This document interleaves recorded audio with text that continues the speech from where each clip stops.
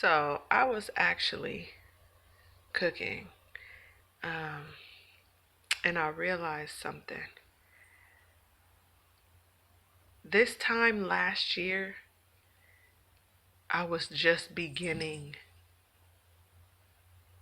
to truly do what I was being guided to do.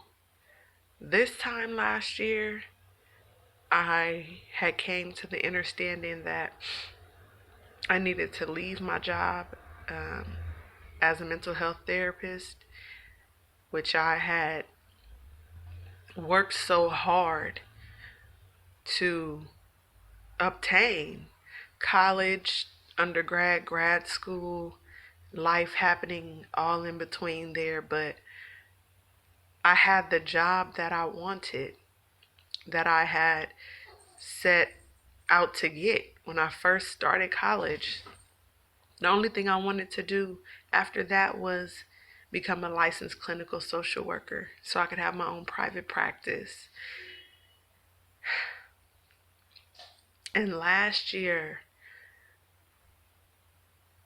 in all of the beauty that took place with me, learning me on the inside, learning my soul, learning my soul's purpose, my awakening, I realized that it was time for me to leave my job. And I have always been a person, crossed every T, dot every I, and have a backup plan.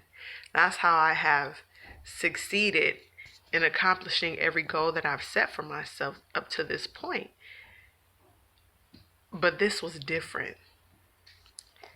This meant, um, excuse me, this meant stepping out completely on faith, stepping out completely on what I was being guided to do by my ancestors. And I mean, it just kept coming, kept coming, kept coming, kept coming every which way I could have thought.